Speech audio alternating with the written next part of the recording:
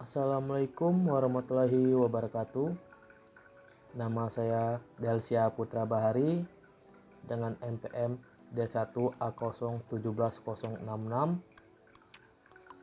Di sini saya akan sedikit memaparkan materi untuk tugas UAS saya, mata kuliah Analisis Kebijakan Pembangunan, dosen Bapak Aris Munandar.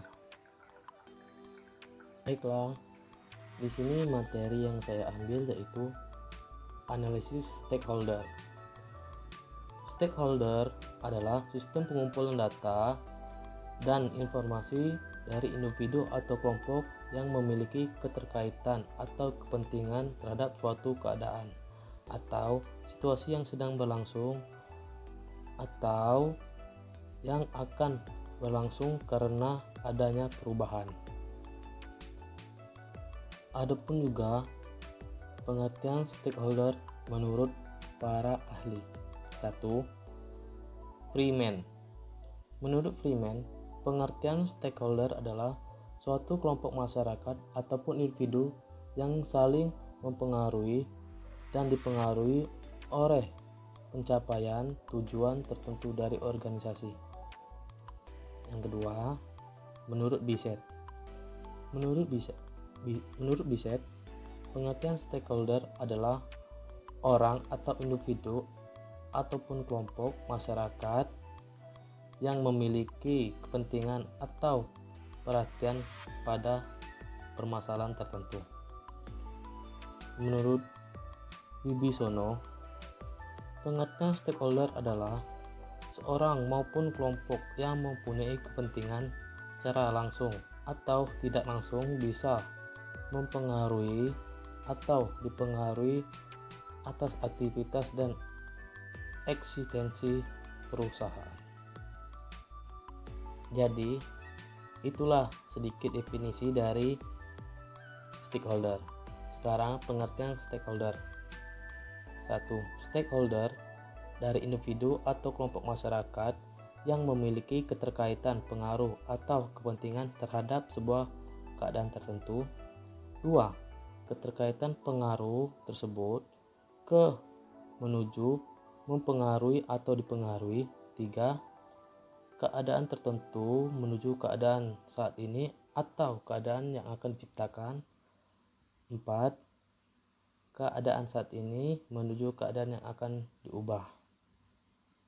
Jadi, itulah sedikit pengertian dari stakeholder. Sekarang, tahap analisis stakeholder, yaitu 1. Identifikasi kapasitas mikro ataupun makro ataupun lokal menuju region ke nasional ataupun internasional. 2. Identifikasi kelompok prioritas, kepentingan, dan pengaruh. 3. Identifikasi partisipasi, FGD atau PRA atau brainstorming atau anjang sana ataupun koordinasi. Baiklah, kita akan memasuki kategori stakeholder. Di sini kategori stakeholder ada beberapa, yaitu 1. Stakeholder utama atau primer. Stakeholder ini berhubungan langsung dengan pembuatan kebijakan, program, dan proyek. Mereka merupakan penentuan utama dalam kegiatan pengambilan keputusan. 2. Stakeholder pendukung atau sekunder. Stakeholder pendukung atau sekunder ini adalah pihak yang tidak berkaitan langsung terhadap suatu kebijakan, program, dan proyek. Namun, stakeholder sekunder ini punya keprihatinan dan kepedulian sehingga stakeholder sekunder ini ikut menyuarakan pendapat yang bisa mempengaruhi sikap stakeholder utama dan keputusan legal pemerintah. Yang ketiga, stakeholder kunci. Stakeholder kunci adalah unsur eksekutif berdasarkan level atau legislatif dan instansi yang punya wewenang secara legal untuk mengambil keputusan. Yang keempat, internal. Menuju unsur-unsur dalam organisasi, pembangunan atau kebijakan program dan proyek. 5. Eksternal, yaitu pihak-pihak di luar organisasi, program, proyek, dan kebijakan. Jadi itulah kategori stakeholder. Sekarang ke bagian preferensi, pengaruh, dan kepentingan stakeholder. Itu terbagi menjadi 4, yaitu 1. Promoters. Promoters merupakan kelompok yang memiliki pengaruh besar dan kepentingan besar terhadap keberhasilan pelaksanaan program. Kedua, referenders, kelompok yang memiliki kepentingan besar untuk memberikan dukungan terhadap keberhasilan program, tetapi kekuatan untuk mempengaruhi kegiatan kecil. 3. Latents.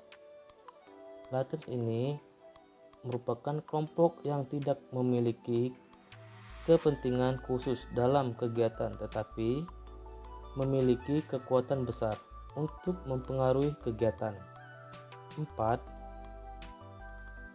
Apathetics, kelompok yang tidak memiliki kepentingan maupun kekuatan dalam pelaksanaan kegiatan. Jadi, analisis stakeholder ini bisa kita lihat dari contoh kasus, yaitu kebijakan pengembangan pariwisata di Provinsi Bengkulu oleh pemerintahan Provinsi Bengkulu. Identifikasinya stakeholder internal, stakeholder eksternal, stakeholder primer, stakeholder sekunder, dan stakeholder kunci. Baiklah, mungkin itu saja sedikit pemaparan materi. Maaf jika ada salah kata ataupun kata-kata saya yang kurang dimengerti. Saya mohon maaf.